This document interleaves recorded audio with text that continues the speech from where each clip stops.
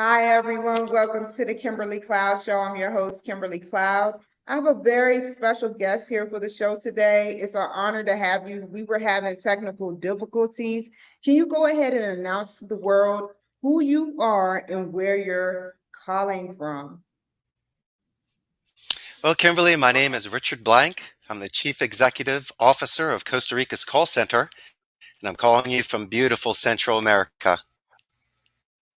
Okay, and can you tell me a little bit about your past leading up into your present? And by the way, it's an honor to have you on my show.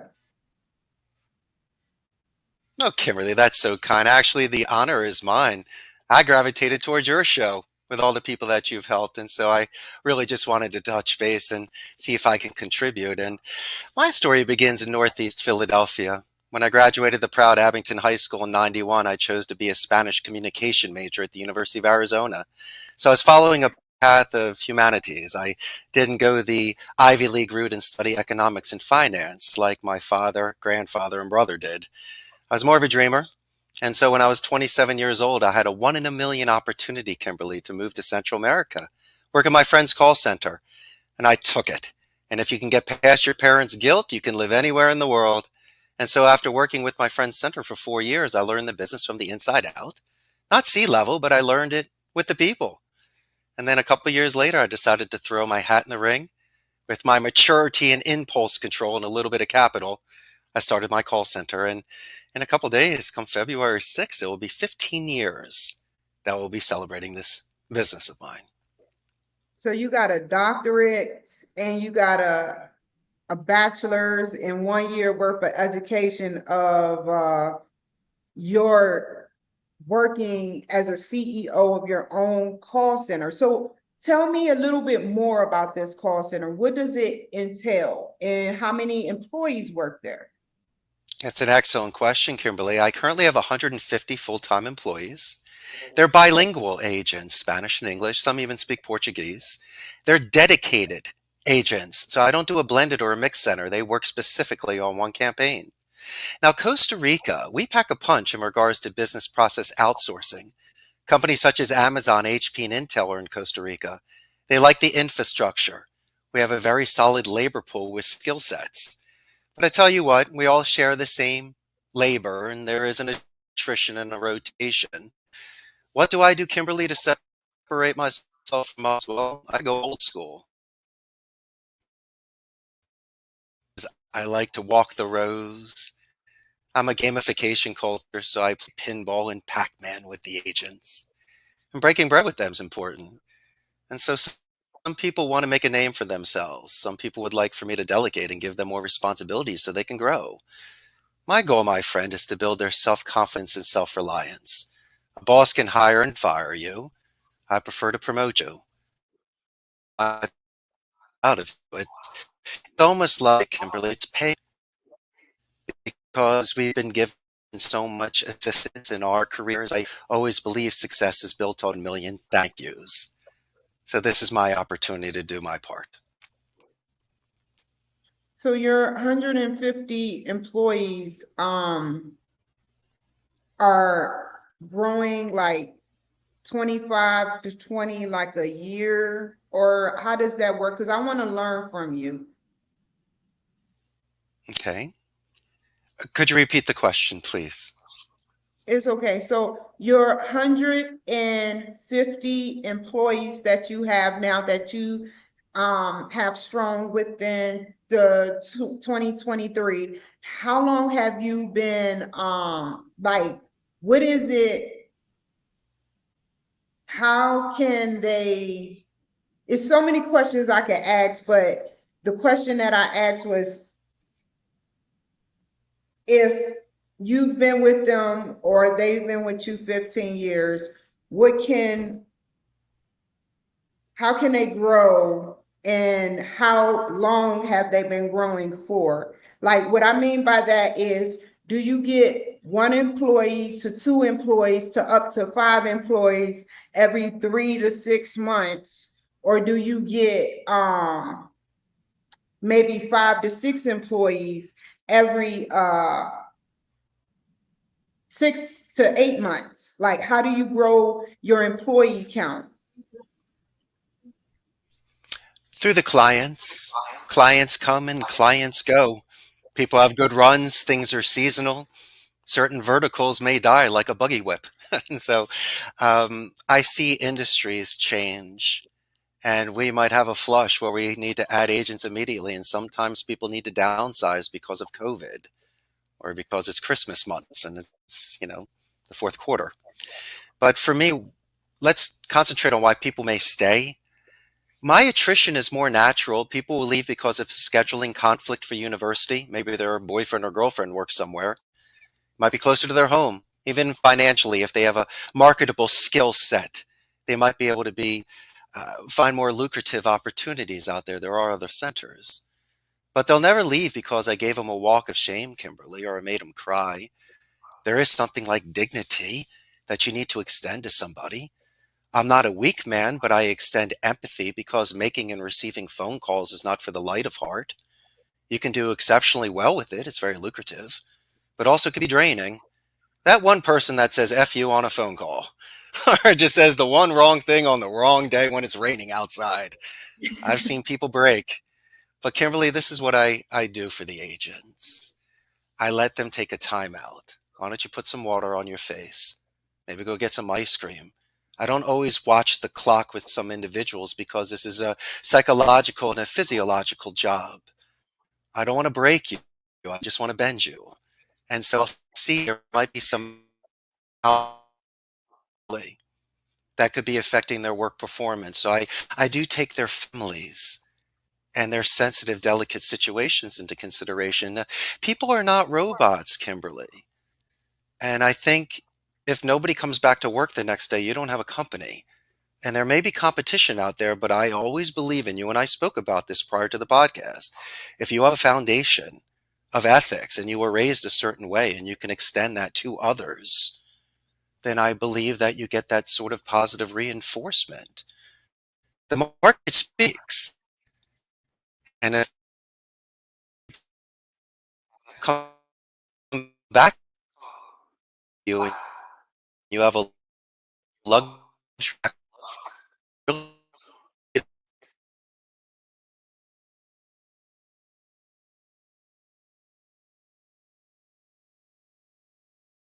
Um, you were going out. I am so sorry, but this will be edited, so don't hesitate if you hear me. So give me a second. Try to, if you can hear me, try to exit we're and back. come back. Yeah. Okay, okay, Okay. good, good. I was listening, but it kind of went in and out, but it's okay.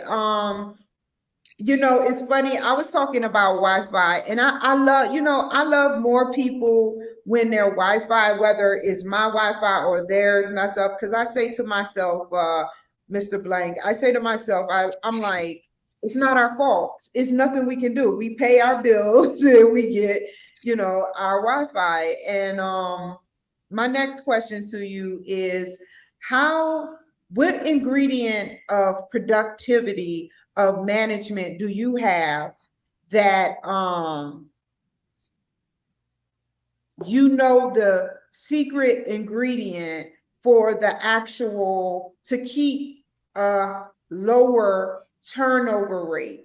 Because like you said, seasonally they come in, your employees, you said seasonally certain big businesses, they terminate Correct. or do like a rotation during seasonal times, but you try to Sometimes. limit that. You want to make sure your customers grow and get promoted, which is a good thing. So tell me a little bit about the secret ingredient like KFC that you hold. I want to hear it, that talks about why you do what you do and how you are maintaining your employee rate strong. Let's zig and zag on this a little bit. If a client downsizes enough another account, I always believe in right bus, right seat. So no one ever gets fired. There will always be a seat with somebody. And also when pains grow, I can see people with potential that can then be moved into supervisor positions. I always believe you can keep somebody if they feel stimulated and motivated. Once again, there are options. You don't want someone burning out or being bored of your place. We have a quality control department. He lists phone calls and grade on KPIs and other metrics. And so I always believe self improvement is from self analysis. So not only can I show the people how they can find areas of improvement to make them more marketable and more money, but also it's very humbling when you can coach someone in a specific way, Kimberly, where you make a suggestion compared to insulting somebody. You praise in public, you critique people should do. And also there should be Hall of Fame calls if somebody does exceptionally well. The co-workers can feed off of that synergy and that sort of home court advantage. And so these are the sort of simple building blocks, Kimberly. I wish I could give you $1 million cracked code, but a lot of it is how people feel about themselves. If I can improve somebody's skill and give them more balance and stability and center, they may gravitate to me because I'm authentic, because I sincerely believe in their career development. But it's a younger generation. These 24-year-old cats, they come and they go. They might not give you a 2 weeks notice and just leave.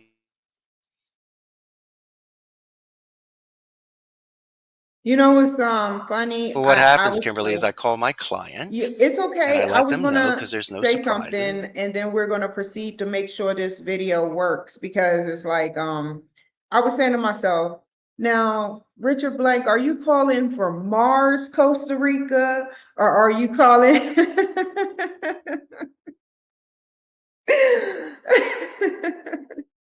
Hold on, I'm not mad at this because I know it's not his fault. What government system controls the system in Puerto? Hi, sorry. I was like, are you calling from Mars, Costa Rica, or the Earth, Costa Rica? If you get what I'm saying, because you're in and out. It's just a joke. I know. I'm Um, actually calling from the home office today. If we ever need to do a second podcast at this, oh, I'll we have will. redundancy in a full We office will. staff to assist you. So okay. Growth is everything. I'm glad that you have quality control with your employees. I'm trying to remember everything you said. And so, what advice would you have to give to somebody like me that, I'm like pre-seed where I have no employees. I had like up to four, but I have none. And the problem was that I saw was how to attach and motivate my employees to that level where there will be work energetic and motivated enough to work for me. Now the pay was moderate. It was not underrated because the pay was 625 in PA, and they bumped it up to 725, and I was paying them like 780 to $8. So like I just wanted to know what can I do, or everybody in the audience, to help just connect with their employees. What do you do?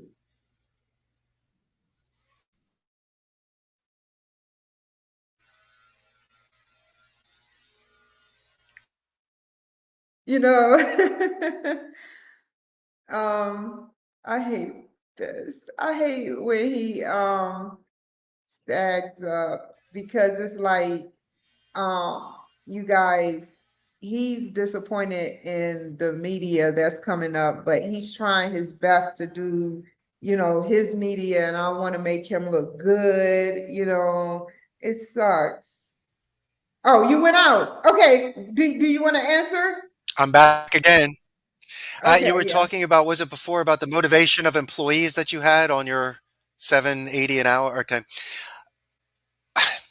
You need to offset the price. Unless you're spending $100 an hour where you can look at the money first, what sort of experience can you give?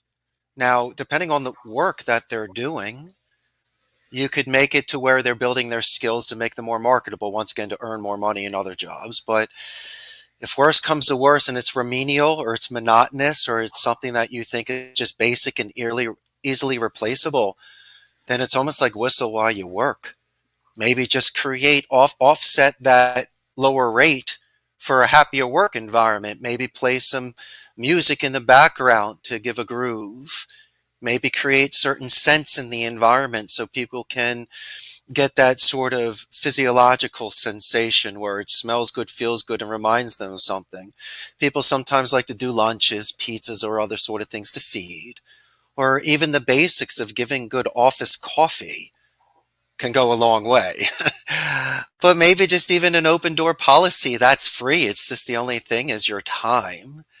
And so, besides doing a good job and patting you on your head and saying, "Good job, Kimberly," what did Kimberly do well? Well, Kimberly, you did 14 yesterday when you usually do 9. So that's excellent. I've seen the improvement. Kimberly, you were coachable. I told you to use the mail for email addresses. So emails aren't bouncing back. Kimberly, you're taking copious notes on the phone right now. So now I know what the gatekeeper's name is when I call the company back. And they're going to know who I am. And how like And a I would lot of the like to times, Kimberly, you can yes, be sir. teaching Go them ahead. to you, such as search engine optimization and other areas to fill certain times during the day, where besides doing their job, once again, they're helping the company move forward and earn money. Okay.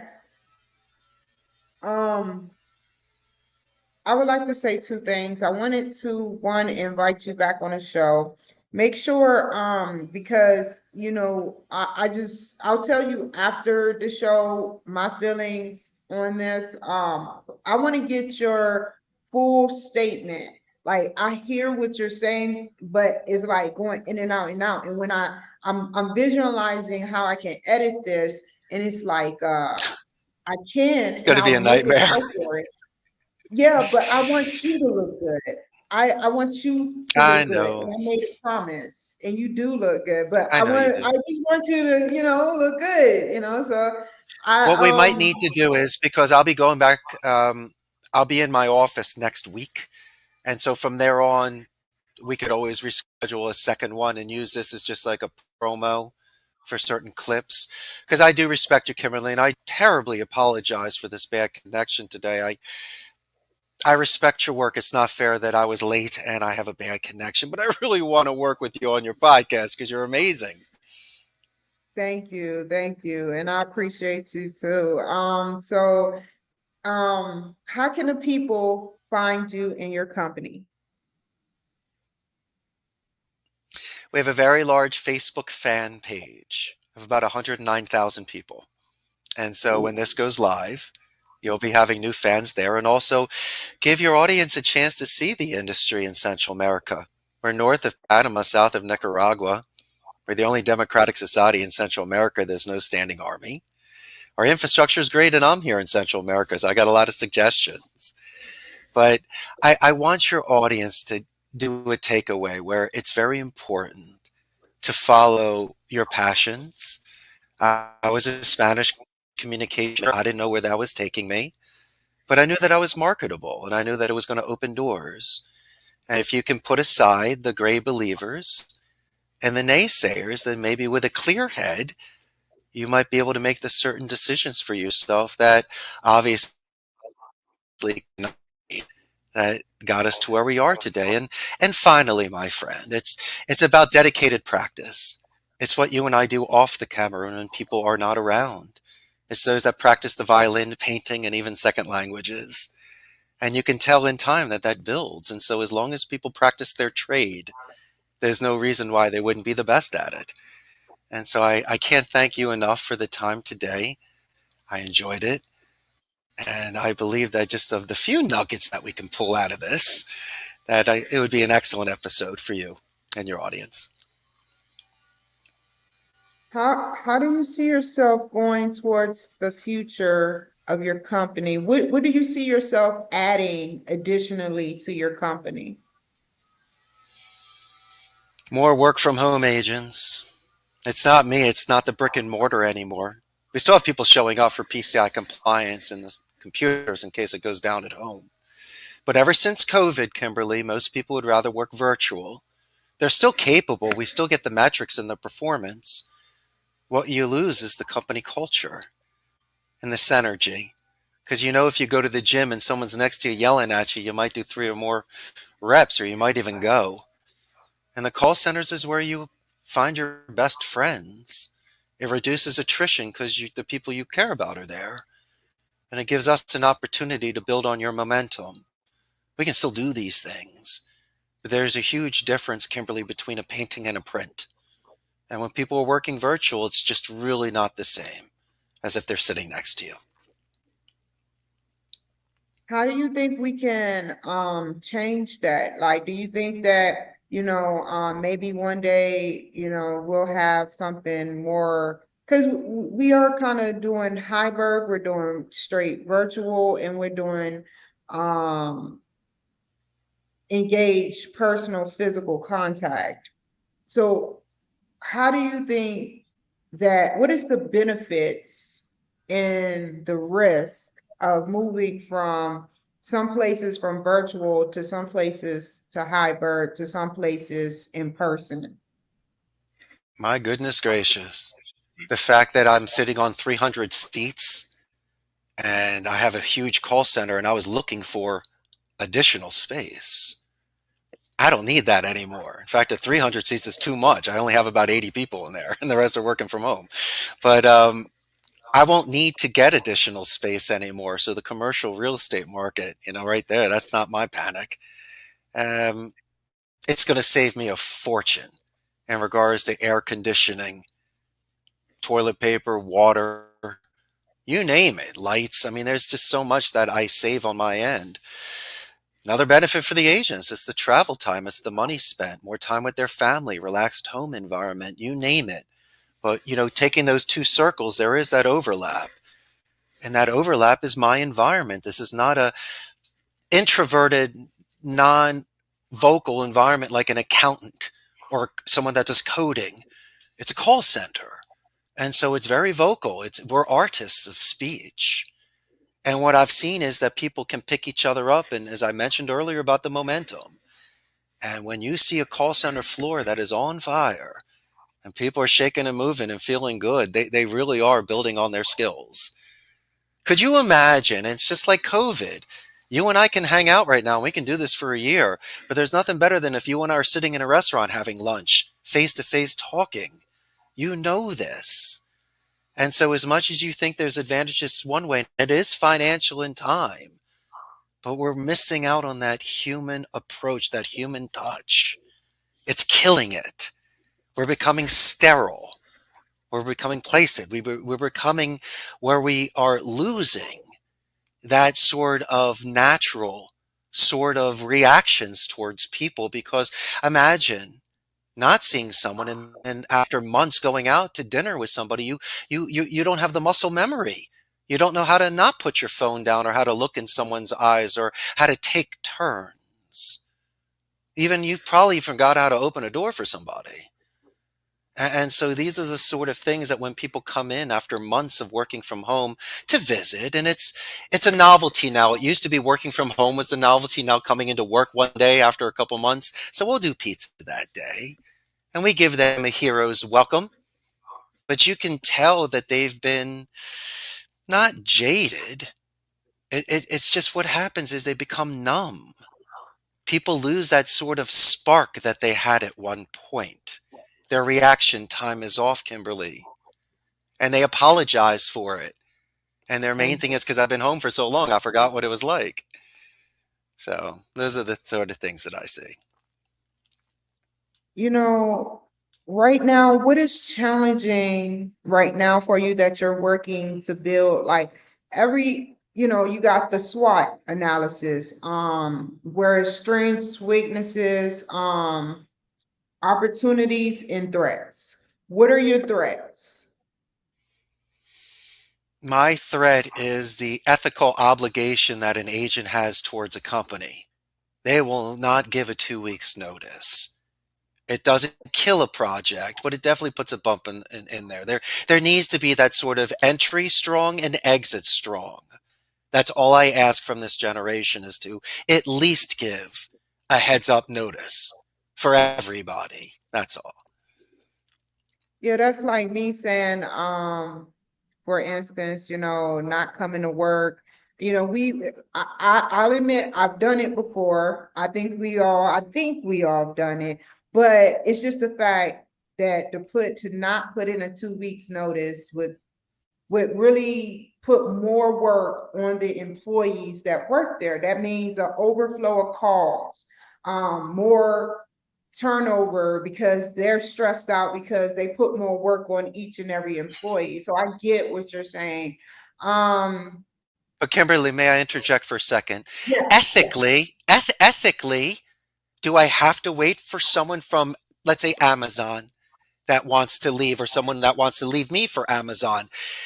I could, I have had people say, I need to wait 2 weeks. I'm going to come in. Love that. They start off with points for me. But if I have to fill 15 seats next Wednesday and somebody says I can leave and do that, I don't want to wait 2 weeks.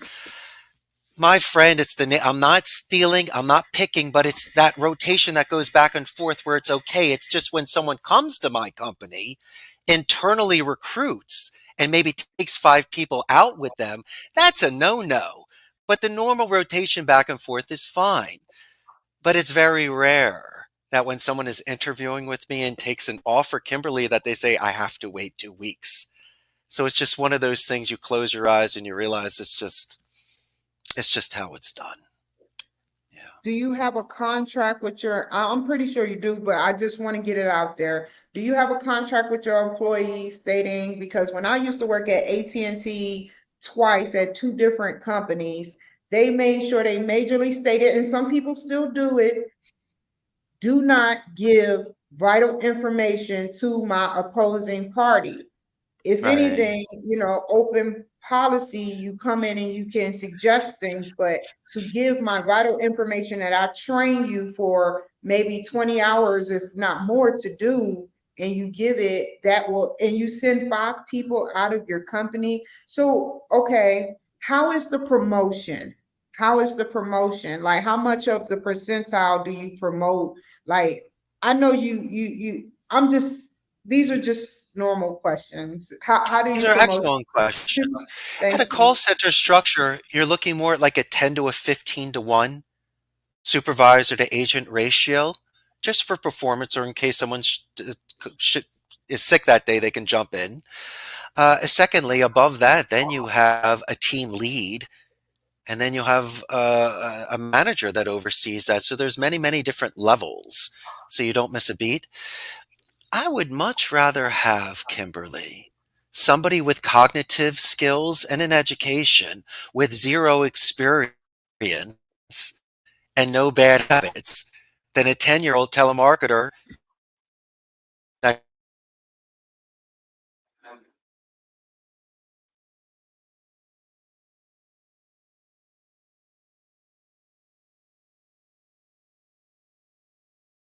You there?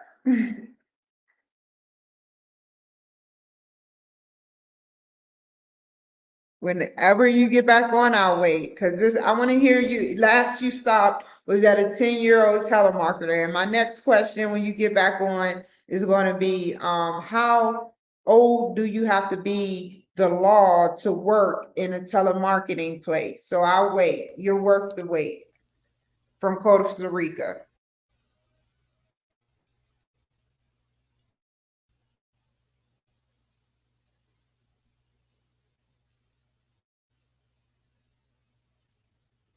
I'm gonna make a joke while the system is stalled. You guys, he should be back on. Tick, tick, tock. It's nothing bad. It's in a good way.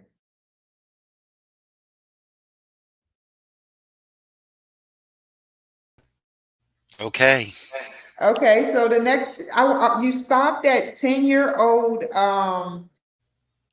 uh, young adult, possibly, but you was using it as an example, working at like a call center. But my next question would be, how young do the people, like, what's the law for how young you can be to work in a course in a period or any, well, you know how our age is 15 with a work permit and 16 to work legally? Like, how does that works at, in Costa Rica?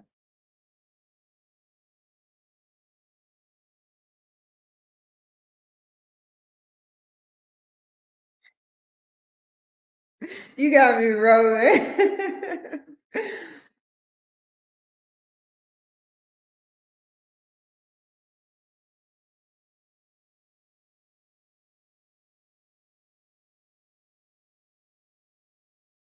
You're worth it.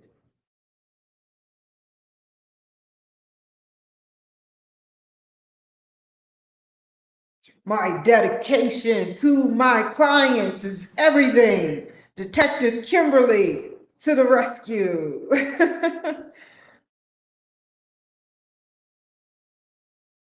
If I could just touch the screen and then just give me a second.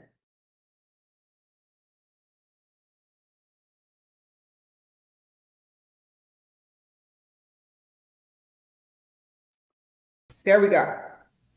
All right, how's this? It's perfect. All right, your last question. I wanted to know, oh, I left off because you were talking about how young adults could, as an example, work for telephone companies, possibility in Costa Rica. So tell me, what is the work ethics in Costa Rica, and how should can it be changed? And by what I mean by that is, you know, with the ethics there, how young can you be to work? And when you do work at a young age, do they have a work permit? And when they do work, like, what do you feel personally in your heart that should be changed in Costa Rica to help alleviate the stress that you get a little bit from your job as CEO? Okay. Legally, I'm allowed to hire people 18 years old. I can do interns that are younger than that, and we've had before at the local high schools. Costa Rica is this very, very strict Catholic country. So, in regards to ethics, a lot of the agents will refuse accounts. My call center will not do sports books, casinos, stocks, pharmacies, or sweepstakes. So, at least I'm not going to compromise ethics, values, or morals. I was complaining earlier about a 2 weeks notice, but I think that happens everywhere in the world. So it's not just Costa Rica. A lot of the younger generation or anybody in general just bounce. But we have labor laws here, very strict labor laws. So we follow them. We pay all the taxes and give all the benefits. The labor laws can work both ways.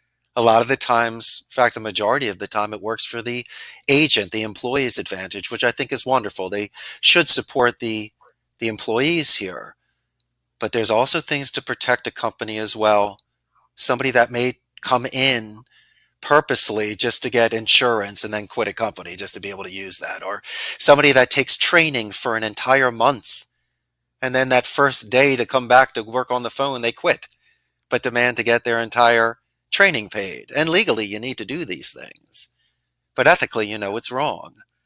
And so there's not a blacklist, but a lot of people know through the grapevine who the jumpers are, the people that have no intention of staying after so much investment has been made in them to onboard and ramp them up and educate them. And then it becomes, I don't mean to cut you off, a No, tug of please. war system, because you Hmm. got your mistrust of the young generation, and they're thinking totally different, because they're thinking, let me get some money real quick and then quit. So that loses trust, but they have a using mentality. What can I get for free, or how, I don't know why they think like that. So, maybe.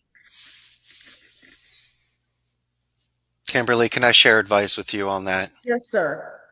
All right. You and I know perfectly well we did everything in our power to work with that individual. I showed up to work. I encouraged them. I personally train them, maybe listen to some calls. I did what I had to do. I did my part.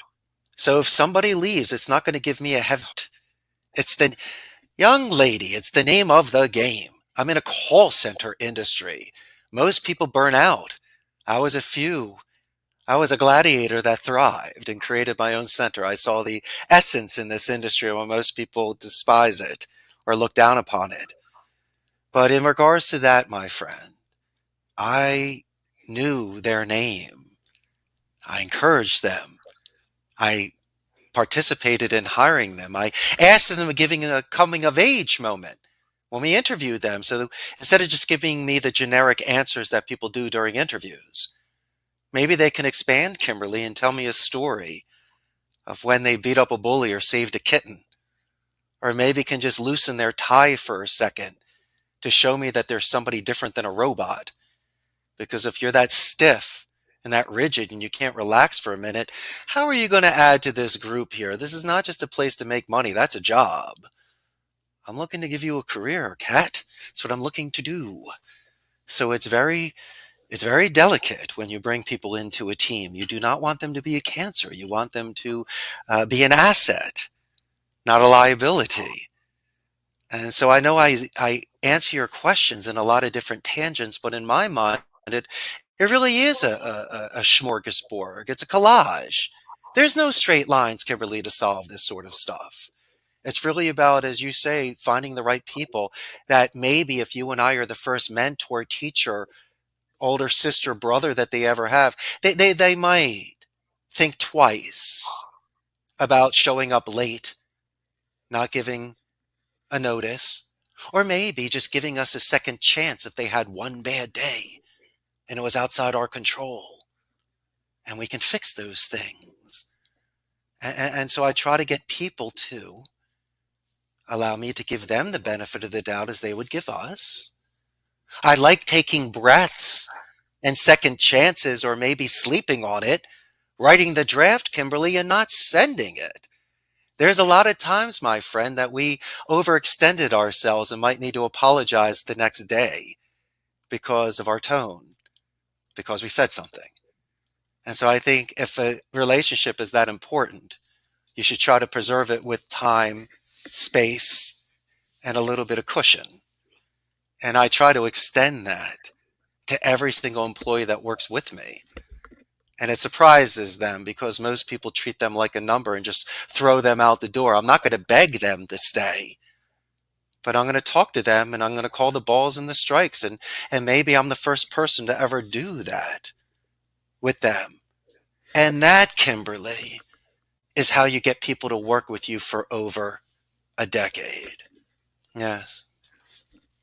Well said. Oh my God, well said. See, um, okay, so you got me. I wanted to say, I wanted, you doing the correct things. You have a growing, number of employees, and I just wanted to suggest something because, and I want to suggest this to all high businesses, medium businesses, and small businesses that have high burnout, burn over rate or whatever you call it.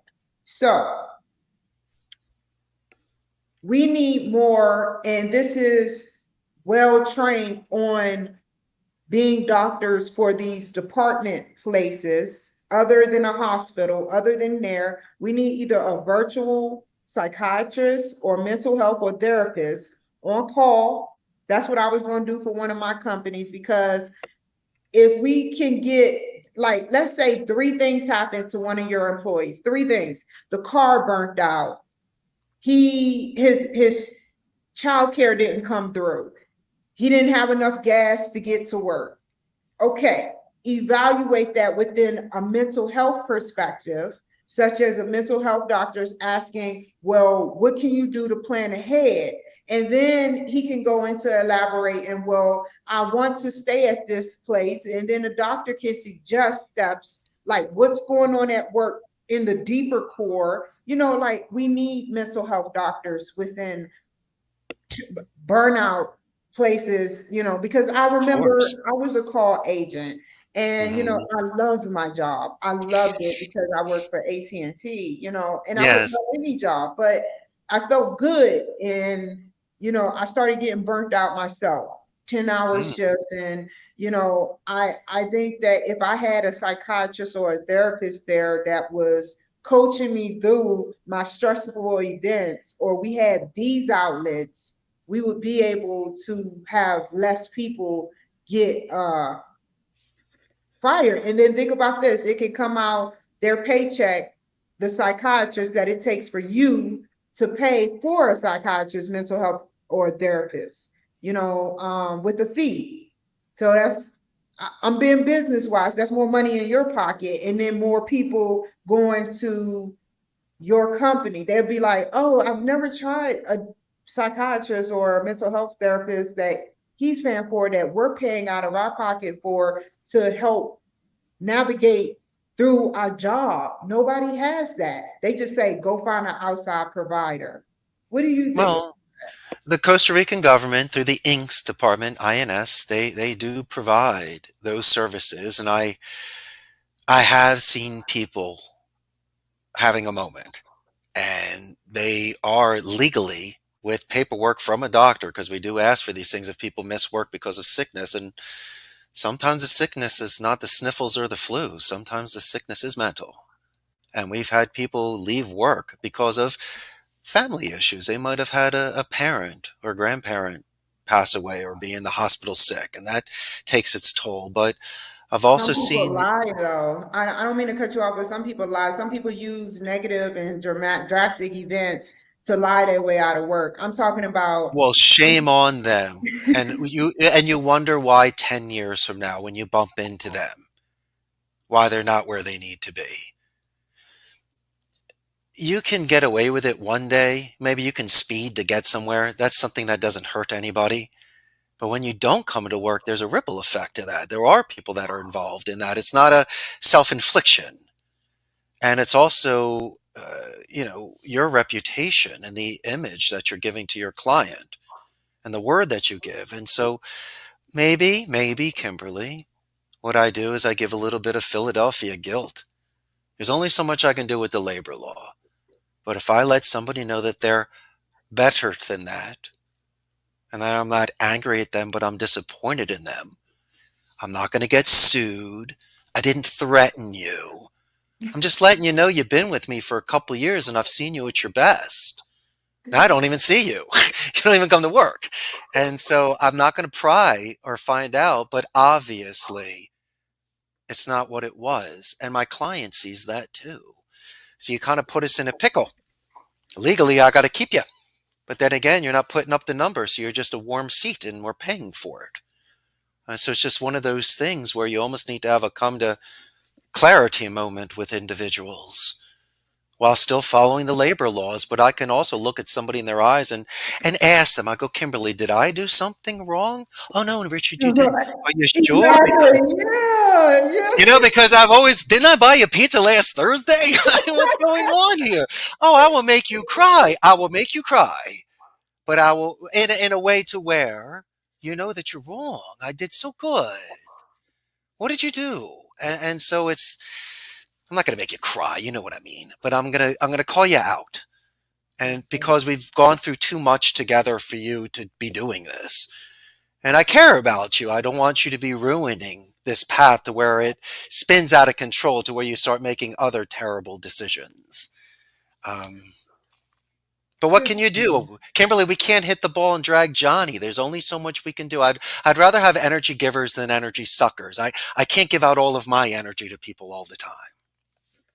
I agree. I agree. Like I said, I would love it. It's an honor. I would love to have you back on the show. I'm gonna end it here. But I have one more question. What do Yes, ma'am. you, for the audience, because there is an audience out there, what advice do you have to give, what you've learned throughout your course, and how you want to the audience to apply what you've learned over the course of the years, because history repeats itself and you must have found a way to work around that. How do you work around it? And then we'll end. Don't overextend yourself. When I started, I was renting a station. Then I rented space and then I built space. It's like the game of life. You start off in a tent, you end up in a mansion. So act your wage. A lot of the times you don't need to do things to impress people. And if you're capable, like myself, to build a company through used furniture and used computers, I was able to use that money for other things. And so just be very wise and also be responsible. If you're looking to do something and it's new, dip your toe in it while still earning money and supporting your family. But also, if there are naysayers, great believers, and Debbie Downers, prove them wrong because most people quit 80% in. Why do you think boxing goes 15 rounds? You need a couple rounds to warm up and win. And so, if you can go the distance and you can follow through on this forced march that you put yourself on, then there's no reason why, Kimberly, that your audience can't be living the most fulfilled and beautiful life like you and I are. Thank you so much. Stay on the line. I want to thank you guys. Wonderful, wonderful guests with many, many, many good answers. And I want to thank him. And you all take care. Be safe out there. And I will see y'all again another time at 1 o'clock, actually. Bye. Bye.